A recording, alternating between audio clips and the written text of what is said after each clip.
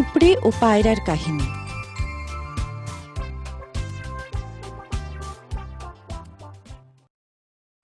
উফ, বাবারে বাবা, যত বেলা বাড়ছে তত যেন সূর্যের তাপও বাড়ছে।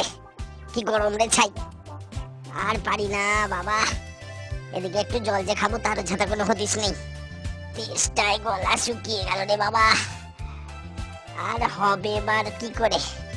মানুষরা যেভাবে গাছপালা কাটছে, আরে আরে কান পেতে শুনি তো। হ্যাঁ, আরে এই যে জলের আওয়াজ, কি সৌভাগ্য, কি সৌভাগ্য। মনে হচ্ছে পাশেই কোথাও নদী বয়ে যাচ্ছে। দেখি তো, ওরে বাবা, কত জল, কত জল। এবার আমি প্রাণ ভরে জল খাবো। কত জল।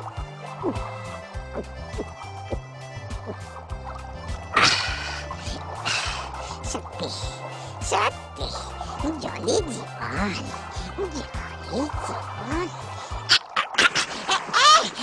কে আছো, কে আছো গো? বাঁচাও, বাঁচাও, বাঁচাও। এদিকে বনে একটা পায়রা থাকতো। সে ছিল খুব দয়ালু আর পরোপকারী।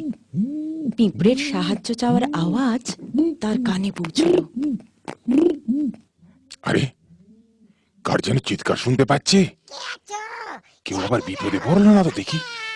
কে আছো? বাঁচাও, বাঁচাও, আমি যে ডুবে যাচ্ছি, বাঁচাও। আরে আরে ওই তো একটা ছোট্ট পিঁপড়ে। ওকে ওকে বাঁচাতেই হবে। কিন্তু কি করি কি করি?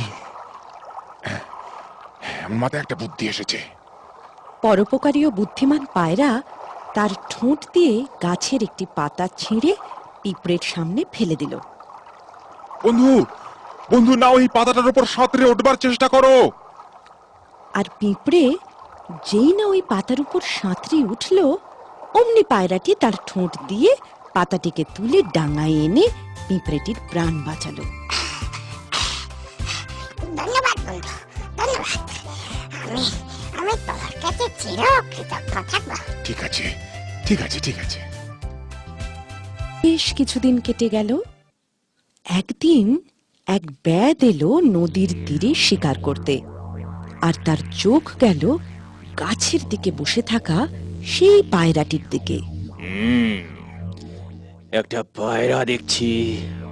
আরে আরে, দেখ বাবুজি আমার বন্ধুর দিকে তাক করেছে। হ্যাঁ, না না না, হাত দেরি না, হাত দেরি না। ছাই। বলেই পিঁপড়ে আর বিলম্ব না করে সোজা ব্যাধের পায়ে সজোরে দংশন করল। আর ব্যাধ লক্ষ্যভ্রষ্ট হলো। এদিকে পায়রা প্রাণে বেঁচে উড়ে পালিয়ে গেল।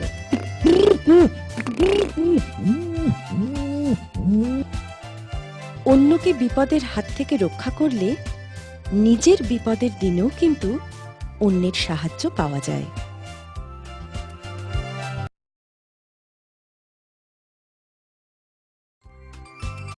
পিঁপড়ে ও পায়রার কাহিনী।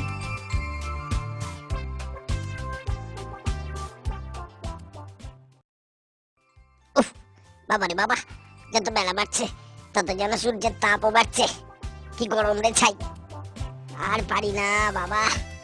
এদিকে একটু জল যে খাবো তার ছাতা কোনো হদিস নেই। তেষ্টায় গলা শুকিয়ে গেল রে বাবা। আর হবে এবার কি করে? মানুষরা যেভাবে গাছপালা কাটছে, আরে আরে কান পেতে শুনি তো। হ্যাঁ, আরে এই যে জলের আওয়াজ, কি সৌভাগ্য, কি সৌভাগ্য। মনে হচ্ছে পাশেই কোথাও নদী বয়ে যাচ্ছে। দেখি তো, ওরে বাবা, কত জল, কত জল। এবার আমি প্রাণ ভরে জল খাবো। কত জল।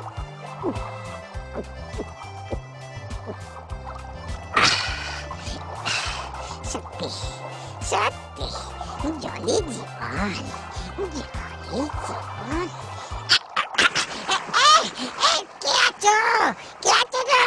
বাঁচাও, বাঁচাও, এদিকে বনে একটা পায়রা থাকতো। সে ছিল খুব দয়ালু আর পরোপকারী। পিঁপড়ের সাহায্য চাওয়ার আওয়াজ তার কানে পৌঁছল। আরে, কার যেন চিৎকার শুনতে পাচ্ছে। কে আছো? কেউ আবার বিপদে পড়লো না তো দেখি। কে আছো? বাঁচাও, বাঁচাও, আমি যে ডুবে যাচ্ছি, বাঁচাও। আরে, আরে ওই তো একটা ছোট্ট পিঁপড়ে। ওকে ওকে বাঁচাতেই হবে। কিন্তু কি করি? আমার মাথায় একটা বুদ্ধি এসেছে। পরোপকারী ও বুদ্ধিমান পায়রা তার ঠোঁট দিয়ে গাছের একটি পাতা ছিঁড়ে পিঁপড়ের সামনে ফেলে দিল। বন্ধু না, ওই পাতাটার উপর সাঁতরে উঠবার চেষ্টা করো। আর পিঁপড়ে যেই না ওই পাতার উপর সাঁতরে উঠল, অমনি পায়রাটি তার ঠোঁট দিয়ে পাতাটিকে তুলে ডাঙায় এনে পিঁপড়েটির প্রাণ বাঁচালো। ধন্যবাদ বন্ধু, ধন্যবাদ। আমি তোমার কাছে চিরকৃতজ্ঞ থাকবো। ঠিক আছে। বেশ কিছুদিন কেটে গেল। একদিন এক ব্যাধ এলো নদীর তীরে শিকার করতে, আর তার চোখ গেল গাছের দিকে বসে থাকা সেই পায়রাটির দিকে। একটা পায়রা দেখছি। আরে আরে, ব্যাগ বাবুজি আমার বন্ধুর দিকে তাক করেছে। হ্যাঁ, না, হাত দেরি না, চাই। বলেই পিঁপড়ে আর বিলম্ব না করে সোজা ব্যাধের পায়ে সজোরে দংশন করল। আর ব্যাধ লক্ষ্যভ্রষ্ট হলো। এদিকে পায়রা প্রাণে বেঁচে উড়ে পালিয়ে গেল।